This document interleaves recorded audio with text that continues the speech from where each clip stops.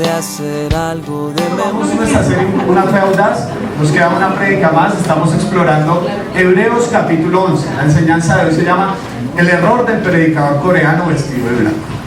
Cuando yo estaba estudiando en el seminario, una de las materias que estudiamos es homilética. Homilética básicamente es la ciencia de la comunicación, estudia cómo se puede enseñar de una mejor forma la palabra de Dios, obviamente basado en principios bíblicos. Y una de las cosas de las tareas que nos ponían era ver a predicadores muy buenos y a predicadores. Entonces hay predicadores que uno decía que de pronto tenían mucha oratoria, pero la teología la tenían en las patas, o sea, malísimos y todo. ¿Por qué? Porque uno tiene que tener bien prendido un radar de ser crítico. Eso está bien, ¿sí? No todo lo que pasa en televisión es bueno. Entonces uno tiene que tener el radar bien prendido. De hecho, yo siempre les animo a que critiquen mis prédicas, pues adecuadamente, ¿no? Pero que sean críticos si lo que estoy enseñando está de acuerdo a la palabra de Dios. Eso está bien y eso debemos hacer como iglesia. Entonces, fortaleciendo ese músculo crítico, nos invitaron a ver a esas dos clases de predicadores. Y uno de ellos fue un predicador coreano. Pues de una vez me asustó. El escenario era el siguiente: era un templo de más o menos 3.000 personas, era una cosa gigantesca. Y lo interesante es que el predicador subió al púlpito, iba vestido como una especie de túnica blanca, ¿listo? Lo que me asustó es que el púlpito estaba 6 metros sobre el piso, estaba todo rodeado de escoltas y no permitían que nadie se acercara al predicador. Lo interesante es que el púlpito todo era de mármol, y el tipo salía de la mitad de la tarima desde abajo y aparecía, y cuando acababa el sermón lo volvían a succionar. Era fantástico, ¿listo? Entonces yo ya estaba como ahí hay algo raro. El tipo dijo que iba a hablar sobre los niveles de la fe y yo ya también ahí estaba como y él habló a partir de Hebreos 11. Escuché su exposición, no me acuerdo de todos los puntos porque era bastante aburrido, ¿verdad? Entonces no me acuerdo de todos los puntos, pero me acuerdo que él más o menos dijo que había 5 niveles de fe. Había el nivel que nadie tenía fe, una persona que no tenía fe. Estaba el nivel básico, intermedio, avanzado y súper avanzado de fe. Bueno, yo no sé si Hebreos 11 está mostrando niveles de fe, pero bueno, el tipo iba siguiendo y yo decía, pero este tipo ¿a dónde va? Cuando llegó al nivel súper avanzado de fe, él dijo que en el nivel súper avanzado de fe tú nunca te enfermabas, que cuando tenías el nivel súper avanzado de fe, lo que deseabas lo querías, que cuando tenías el nivel súper avanzado de fe, básicamente tu vida era perfecta. Y el predicador coreano vestido de blanco dijo lo siguiente, dijo: solo conozco una persona en el mundo que tiene el nivel súper avanzado de fe. Yo dije, no, o sea, la gente lo va a chiflar, lo va a bajar de allá, pero contrario a mi percepción, todo el mundo empezó bravo y animándolo y todo.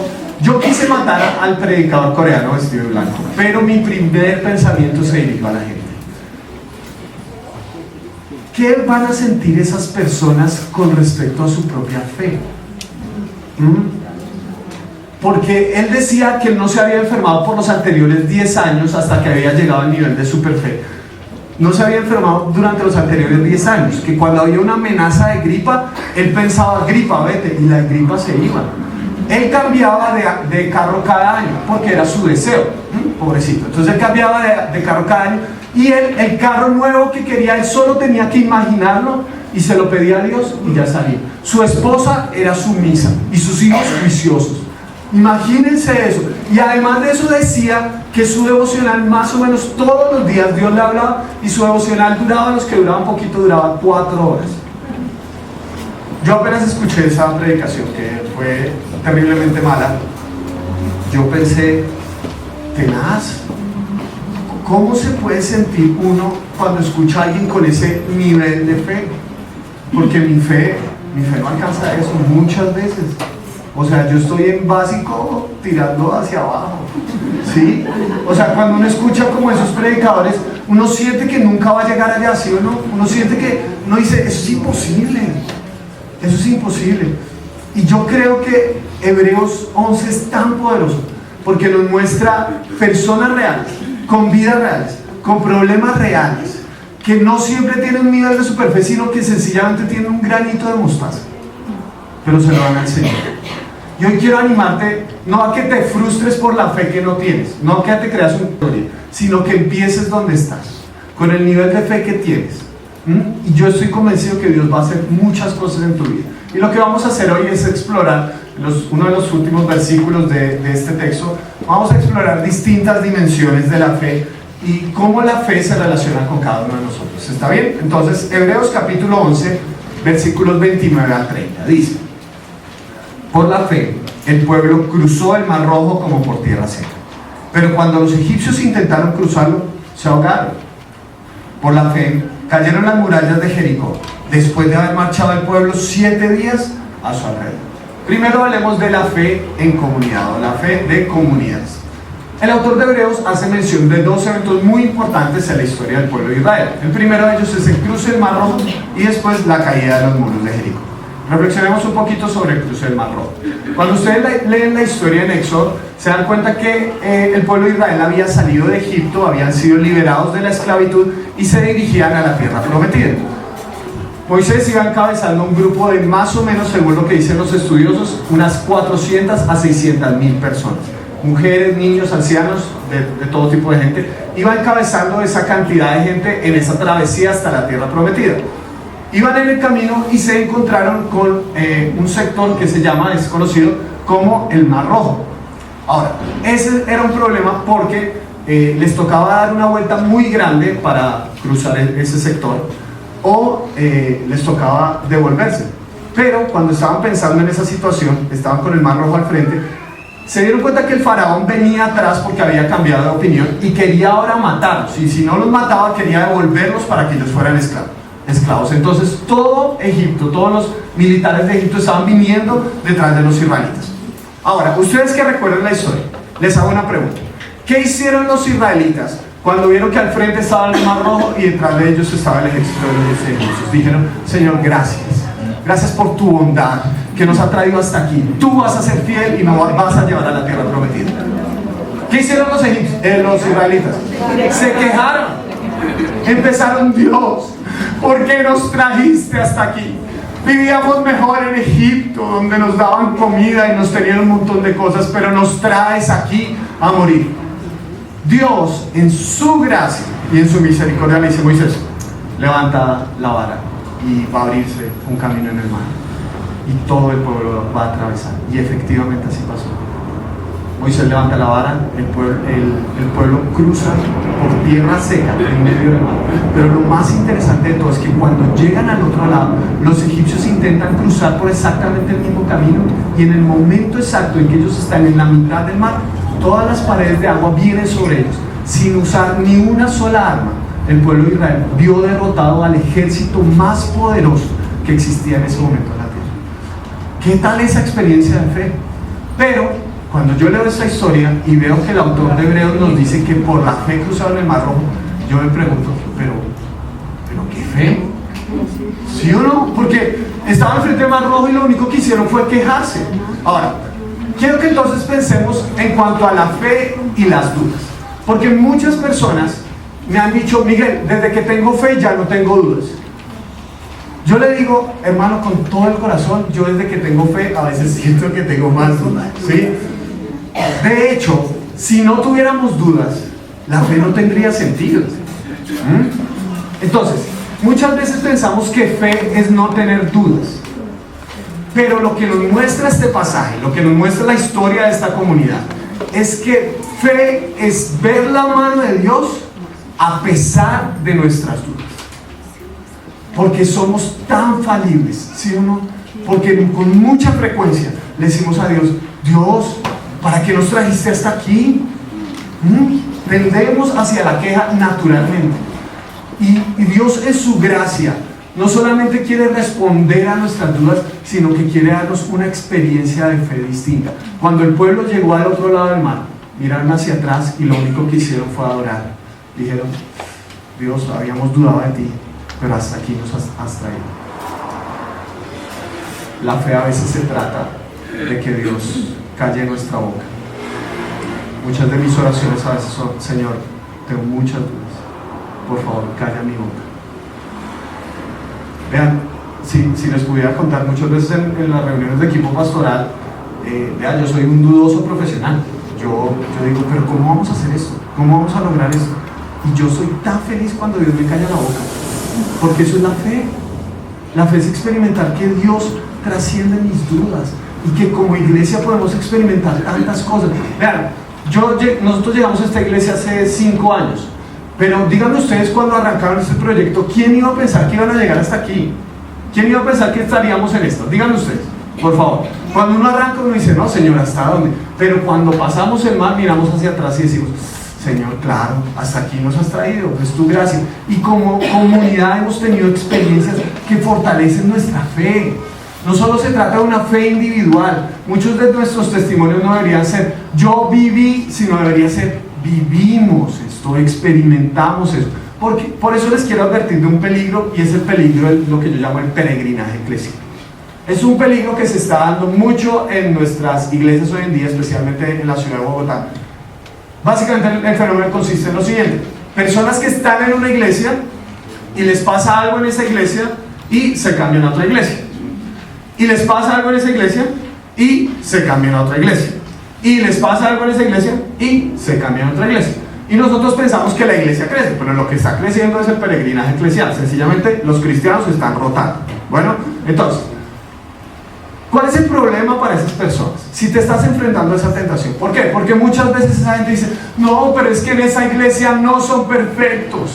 Bueno, alguien alguna vez me dio un consejo que me pareció muy bueno y se los quiero transmitir a ustedes. Alguien me dijo, Miguel, si encuentras la iglesia perfecta, no vayas, porque te la tiras. ¿Listo? Entonces, vean, muchas veces no atravesamos situaciones como comunidad porque sencillamente vamos rotando de comunidad. Vean, esta no es una iglesia perfecta. Yo no soy un pastor perfecto. Pero somos una comunidad que está experimentando la gracia de Dios. Y eso tiene un valor especial. Salir cuando el barco está a punto de hundirse, eso es de cobardes, eso no es de cristianos. Tenemos que aprender a perseverar en la fe. ¿Por qué? Porque una experiencia comunitaria nos ayuda a fortalecernos. Yo me imagino que cuando llegaron al otro lado, de pronto alguien se quejó y dijo, ay, me falta plata para el mercado. Y como alguien había vivido esa experiencia con el ego, ¿pero te acuerdas que Dios abrió el mar? ¿Te acuerdas que Dios abrió el mar? Si lo hizo con nosotros, lo va a volver a hacer. Cuando experimentamos como comunidad, vamos a crecer en nuestra fe. ¿Listo? Entonces, la segunda experiencia que narra el autor de Hebreos es la caída de los muros de Jericó. Cuando el pueblo había llegado a la tierra prometida, la primera ciudad que debían conquistar era la ciudad de Jericó. Una ciudad construida fantásticamente para la defensa. Era una ciudad que tenía 2 hileras de muros separados por 4 metros de lago, el cual estaba inundado por animales salvajes. Cada muro se calcula que tenía entre 9 y 10 metros de altura y 6 metros de ancho, de espesor. O sea, era una fortaleza militar gigantesca. Cuando llegó Josué, que era la persona que estaba a cargo del pueblo en ese momento, cuando llegó Josué enfrente del muro, él puso a pensar, bueno, ¿y qué vamos a hacer? Le consultó a Dios. Y Dios le dio la siguiente estrategia. Josué, durante 6 días vas a estar dando una vuelta al muro cada día. Y al 7º día vas a dar 7 vueltas al muro. Y después vas a gritar y los muros van a caer. Bueno, sí, está bien. Vean, esa es una estrategia militar absurda. Sí, absurda. Sí, yo me imagino a los militares allá viendo desde afuera, ¿qué es esta gente dando vueltas? O sea, eso no tiene el menor sentido, ¿sí? Y aquí es donde nos damos cuenta que la fe tiene otro aspecto, y es la dependencia. Porque hay cosas que nosotros no podríamos controlar. Y la fe se llamaba depender de Dios completamente. Iglesia, que nosotros hagamos lo natural y le dejemos a Dios lo sobrenatural. ¿Cuál era el trabajo de Josué? Caminar. Caminar. A veces son pequeños actos de fe y todo lo que tienes que hacer es caminar. La derribada de muros no dependía de Josué, dependía de Dios. La dependencia es confiar en Dios, que si Dios te dice, da pequeños pasos de fe, tú los das, así parezcan que no tienen ningún sentido. ¿Por qué? Porque a ti te corresponde lo natural, a Dios le corresponde lo sobrenatural. Y eso aprendemos de la fe de las comunidades. El texto sigue, versículo 31. Por la fe, la prostituta Rahab no murió junto a los desobedientes, pues había recibido en paz a los espías. Hablemos entonces de la fe de los individuos. Los hebreos provenían de la tribu de Israel, y una de las cosas que hacían enorgullecer a los israelitas era precisamente ser israelitas, ser judíos. Ellos no eran paganos, eran parte del pueblo de Dios. ¿Listo? Los fariseos en el primer siglo le empezaron a enseñar a la gente que sus héroes de la fe también eran personas con altos estándares morales que ellos debían seguir. Y además de eso, hacían énfasis en los hombres de fe.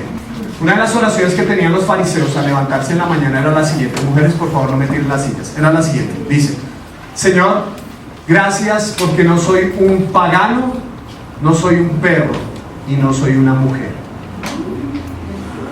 ¿Qué tal es el nivel de denigración de la mujer? Ahora, lo que hace el autor de Hebreos es fantástico. ¿Por qué?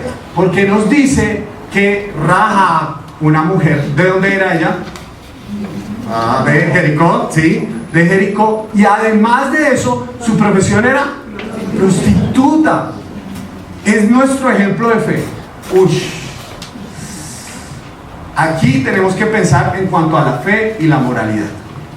Porque muchas veces tenemos la tendencia en nuestro medio a pensar que Dios llama a la gente buena, que nosotros somos muy buenos, que Dios se ganó la lotería con nosotros, ¿sí o no? Que mejor dicho, si Dios no nos hubiera llamado, no se hubiera podido inventar uno mejor, ¿sí?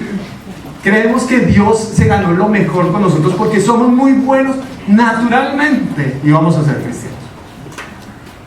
¿Sabe cuál creo que es lo que nos escandaliza de Rahab? Que nosotros sabemos su historial. Sabíamos que era prostituta, pero si yo preguntara por tu historial, quizás no trabajas en la prostitución, pero ¿qué vería yo en tu historia? De pronto vería que has luchado con el alcohol por muchos años. De pronto veo que eres una persona que sigue luchando con la pornografía. De pronto podría estar viendo que eres una persona que viene y hace una cara en la iglesia y en la casa es una persona que acude a la ira y al maltrato psicológico y físico. El problema es que de Rahab sabemos que era prostituta, pero nosotros somos muy buenos para ocultar nuestros errores. Díganme ustedes, ¿quién de nosotros tendría el derecho de señalar a Rahab? Ella pecaba distinto a nosotros, pero por eso no tenemos un valor moral sobre ella.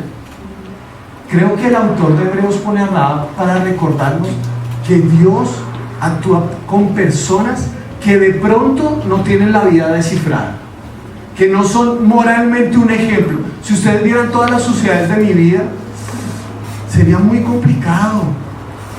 Yo no soy un ejemplo de moral. Yo no estoy aquí porque yo soy muy bueno. Yo estoy aquí porque Dios es muy bueno.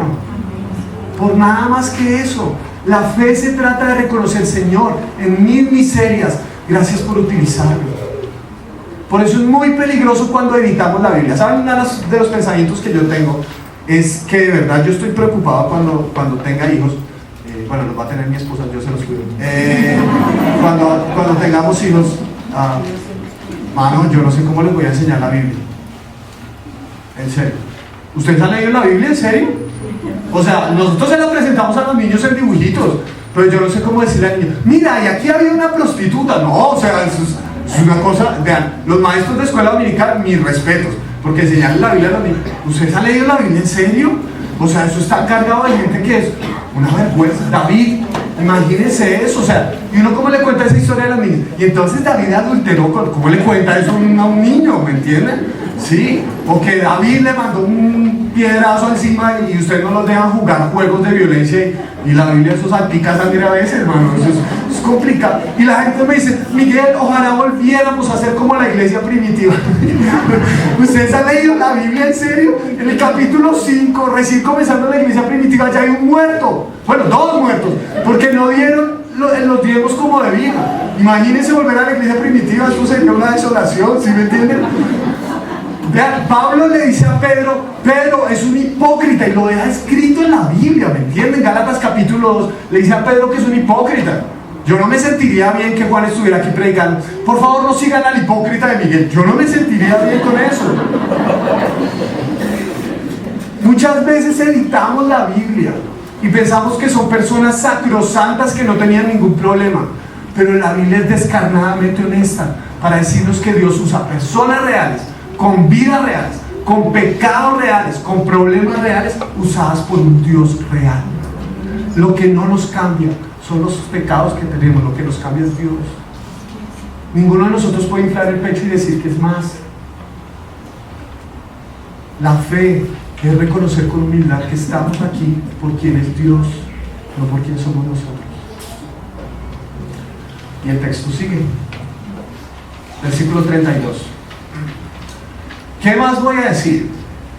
Me faltaría tiempo para hablar de Gedeón, Barak, Sansón, Jefté, David, Samuel y los profetas, los cuales por la fe conquistaron reinos, hicieron justicia y alcanzaron lo prometido. Cerraron boca de leones, apagaron la furia de las llamas, escaparon del filo de la espada. Sacaron fuerzas de flaqueza, se mostraron valientes en la guerra y pusieron en fuga a ejércitos extranjeros. Hubo mujeres que por la resurrección recobraron a sus muertos. ¿Ah? ¿Qué tal eso? La fe de los triunfadores, porque Dios también nos permite gustar muchos triunfos, muchas cosas buenas, si no todo es malo en la vida. Ahora, hay dos extremos, ya hablamos del extremo del predicador coreano vestido de blanco, que es que si no tienes victorias no tienes fe. No siempre es así, la vida se trata de victorias y derrotas, y si tienes derrotas no significa que no tuviste fe. Bueno, no todo en la vida es victorias, también hay derrotas. Pero hay otro extremo, que creo es el que nosotros podemos caer como iglesia. Es ese extremo donde todo en la fe es sufrimiento, donde todo es dolor. Que eso uno creyó y de ahí para adelante empezó un calvario, una cosa espeluznante. Sí que uno saluda a veces a unos cristianos y uno dice, no, pero ¿en qué Dios cree? ¿Cómo estás? Bien, ahí pasándola. Pero la gloria sea para el Señor. No, mano, o sea, yo de verdad en ese Dios como que, sí, como, porque eso está arraigado en nuestra cultura. En nuestra cultura pensamos que a mayor sufrimiento, mayor respuesta de Dios. Vean todas las personas que peregrinan a Monserrate, se laceran a ellas mismas porque piensan que así van a obtener el favor de Dios. Pensamos en el otro extremo que el sufrimiento significa fe. Eso no es verdad. Hay un equilibrio. Y el equilibrio es que la fe atraviesa sufrimientos y experimenta victorias al otro lado del sufrimiento. Vean, los leones que estos hombres acallaron no estaban domesticados. Eran leones y los tuvieron que enfrentar, ¿vale? Porque la fe está relacionada profundamente con los desafíos que enfrentamos en la vida. Muchas veces lo que deseamos es que no haya desafíos, ¿sí? Y vean, ustedes leen todas esas historias y uno pensaría como, uy, qué desafíos tan grandes. Uno muchas veces no pensaría en tener esos desafíos, pero la fe nos ayuda a perseverar en medio de los desafíos y a probar una clase de victoria diferente que está al otro lado de superar esos desafíos que tienes hoy en la vida. No se trata de que no tengas desafíos, sino que Dios te está llamando a pasar por esos desafíos, porque vas a probar una clase de victoria distinta. Dios es bueno, Dios es fiel contigo, y Dios te va a llevar hasta el otro lado, pero tienes que pasar el mar. ¿Saben ustedes cómo se refina el oro, verdad? ¿Cómo se obtiene oro puro? El oro es el metal más preciado que encontramos en nuestro planeta hasta el día de hoy. Cuando se encuentra en las minas, nunca se encuentra el oro en estado puro. Normalmente está aliado con otros metales de menor valor, cobre, etcétera, etcétera. Entonces lo que hacen es llevarlo a unos hornos de fuego. Y lo que han descubierto estas personas es que tienen que subir la temperatura muchísimo, porque el oro es el metal que más resiste calor sobre la faz de la tierra. Entonces, ¿qué quiere decir eso? Que cuando sube la temperatura, en un punto, todos los otros metales de menor valor se derriten, y de aquí para arriba lo que queda es oro puro. Querido hermano, te animo a que veas los desafíos que estás enfrentando en la vida como eso, que después de que los atravieses, lo que va a quedar de ahí para arriba en tu vida es oro puro. Esa es la fe que enfrenta desafíos y que va a probar victorias, porque Dios es bueno y nos va a llevar hasta allá. Va a probar victorias, pero una fe que atraviesa los desafíos de la vida. Y terminamos con los últimos versículos 35. Dice: otros, en cambio, fueron muertos a golpes, pues para alcanzar una mejor resurrección no aceptaron que los pusieran en libertad. Otros sufrieron la prueba de burlas y azotes, e incluso cadenas y cárceles.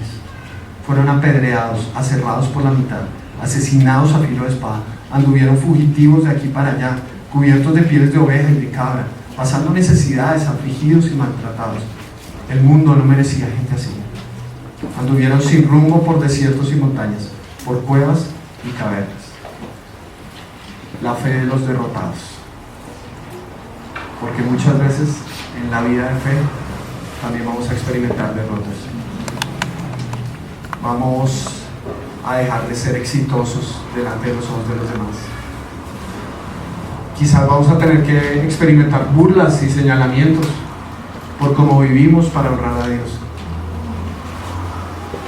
Y es aquí donde debes pensar entre el deseo y la elección. Les aseguro que ninguna de estas personas deseó esto.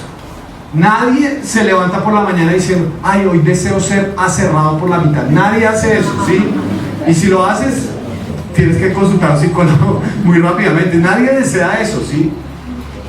Pero se puede elegir eso. Se pueden elegir nuestras derrotas. Podemos elegir quedar mal delante del mundo para quedar bien delante de Dios. Tenemos que elegir nuestro auditorio. Tenemos que escoger si queremos el aplauso del mundo o queremos el aplauso del cielo. Estas son personas que eligieron sus derrotas, eligieron quedar mal delante de los demás por confiar en Dios, por ser fieles a Dios. Querida iglesia, tenemos que aprender a movernos de nuestra comodidad, porque la fe reta nuestra comodidad. Muchas veces pensamos que la fe es para mejorar nuestra comodidad. Muchas veces pensamos que le oramos a Dios para que mejore nuestra situación. Pero la fe, muchísimas otras veces, es que Dios te incomode. Que tengas que pasar situaciones difíciles por amor a Dios. Y Dios trabaja en medio de la vida como la tenemos. Dios trabaja en medio de nuestra honestidad, queridos hermanos. No le crean, por favor, a esos predicadores que tienen toda la vida ya hecha y desarrollada. No le crean a ese predicador que no se ha enfermado en 10 años porque tiene super fe. No le crean eso. Crean a personas que han atravesado victorias y también es constante crecimiento. No, Miguel, la verdad no. A veces oro y a veces no. Y le pregunté a otro líder, José, ¿y tu vida con Dios es constante crecimiento? No, hay veces que me he estancado y todo eso. Yo le dije a ese joven, bienvenido al club de los seres humanos, porque no es constante crecimiento. Hay días que uno lee la Biblia y uno dice, Dios habló, y hay otros días donde lee la Biblia y uno dice, Dios habló, ¿sí? Hay días donde uno ora media hora seguida y hágale para adelante como el elefante, y hay días donde 1 minuto y uno se queda dormido. Hay días donde uno escucha sermones y uno sale para adelante, y hay días donde uno escuchó el buenos días y el amén. Porque así es la vida, ¿o no? La vida es subidas y bajadas, montañas y valles, triunfos y derrotas. Y lo que no puede cambiar es tu fe en Dios. Tu fe en Dios no puede ser circunstancial. No importa si en este momento estás probando victorias, confía en el Señor. No importa si en este momento estás atravesando derrotas, confía en el Señor. Porque el factor diferencial no son las circunstancias, es nuestra confianza en Dios. Los momentos cambian, pero Dios no. Por eso podemos estar seguros. Y cuando vemos nuestras derrotas como una oportunidad para encontrarnos con la gracia de Dios, las vemos de una forma diferente. María, dale a la siguiente. Ustedes saben que los jarrones orientales son muy costosos, porque son jarrones que no hacen en serie, sino que los hacen artesanalmente, cada uno con elementos muy costosos, y entonces pues son muy caros. Si usted tiene un jarrón oriental en su casa, felicitaciones, porque son costosos, son bien costosos, bien valiosos, y solo sale una vez ese jarrón en la vida ya. Pero ¿qué pasa cuando se rompe un jarrón oriental? Aparte de cascar al chino por haberlo roto, Los japoneses específicamente tienen un principio, y es que ellos vuelven a pegar el jarrón, lo vuelven a unir. ¿Pero saben con qué lo pegan? Con oro. Lo pegan con oro. Y ahora el jarrón roto vale más que inicialmente. Y ellos dicen lo siguiente: es que en las fisuras es donde está el mayor valor. Ese es un principio de vida. Es en nuestras derrotas, es en nuestros dolores, en esas cosas que no tenemos descifradas, donde está nuestro mayor valor. Es ahí donde se ve la gloria de Dios. Cuando nosotros no teníamos nada por ofrecer, cuando nuestra vida estaba hecha un caos, es ahí donde se ve la gracia de Dios. Te animo a que veas tus derrotas como una oportunidad para ser alguien más valioso. No alguien que no valió la pena, sino alguien que vale mucho más delante de los ojos de Dios. Termino con una historia. Les quiero presentar a la nueva integrante de la familia, Luna. Lunita. Bueno, yo siempre había querido tener un perro, mi papá no me dejó, lo tengo que perdonar por eso. Entonces, pero con todo respeto para los que tienen pincher y chihuahuas y todo eso, pero es que yo mido 1,94, ¿se imaginan yo saliendo con una vainita de esas? No, o sea, yo me decía a mí mismo, si quiero un perro grande, o sea, como que le dé presencia a uno, sí, o sea, yo saliendo ahí con un chihuahua, no, pues con todo respeto para los chihuahuas fans, perdón, listo, entonces, yo quería un perrito grande, y los que me encantaban eran los Golden Retriever, pero yo éticamente pensaba que no debía comprarlos, sino que quería adoptarlos. Pero ustedes saben que adoptar un Golden Retriever es muy difícil, nadie da un Golden Retriever en adopción, es imposible, sí, exactamente. Entonces, hasta que llegó diciembre con su alegría. Y el año pasado alguien subió una foto en Facebook, una amiga subió una foto en Facebook, que una pareja había entrado en una situación económica difícil, tenían 2 perros, un Border Collie y una Golden Retriever, y los estaban ofreciendo en adopción. Y bueno, entonces con Lauris, bueno, ¿qué hacemos? Vamos, consultamos y fuimos a conocerlos.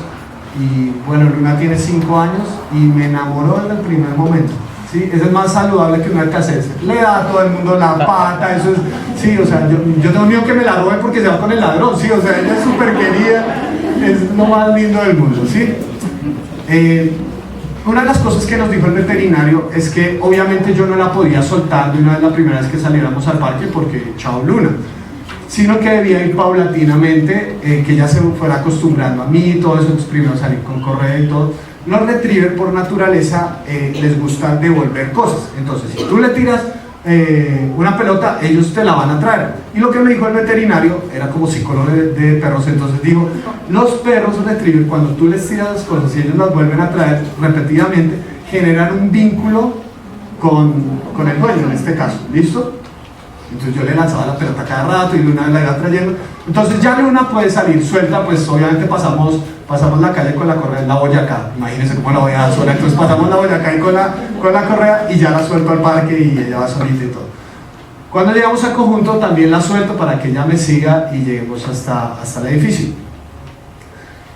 Una mañana habíamos salido de nuestro paseo matutino, yo solté a Luna en la entrada de la portería y yo iba caminando, normalmente la saco escuchando música, y en la entrada de nuestro edificio había un trasteo.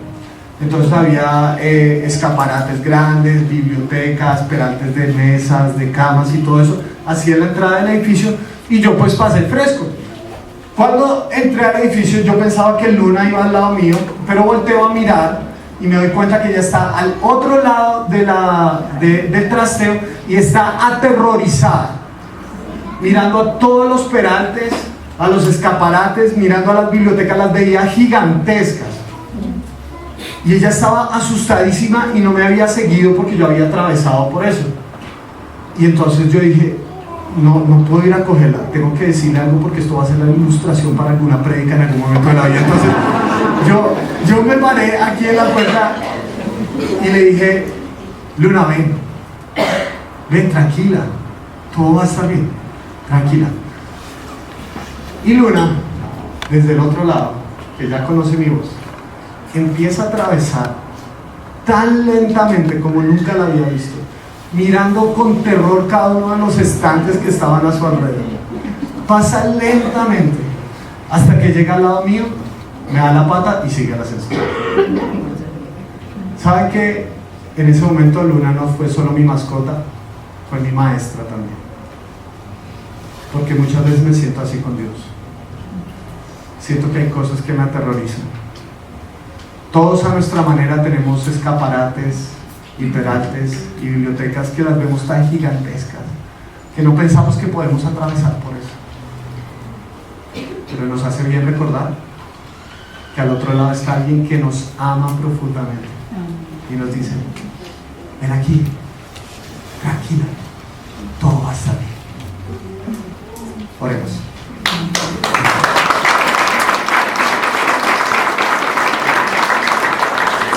Señor, gracias por tu palabra, gracias por poder reflexionar en ella y reconocer que somos tan falibles. Somos seres humanos reales, somos una comunidad real que muchas veces duda, que muchas veces se equivocan, pero gracias porque Hebreos capítulo 11 es el recordatorio que tú obras en medio de personas reales. Gracias porque estás dispuesto a orar en una iglesia como esta, una iglesia que no es perfecta, pero que te quiere seguir, que quiere ser fiel a ti en todo, Señor. Quiero animarlos a que donde estén ahí en su corazón le pidan a Dios que haya ciertas cosas que de pronto hay que modificar, que cambiar, que el Señor te ha hablado respecto a la fe. Ahí donde estás, habla con el Señor y dile: Señor, de pronto en esto solo tengo este granito de mostaza, no tengo mucho más que eso, pero lo dejo en tus manos. A veces me cuesta confiar, pero por favor cállame la boca en esto.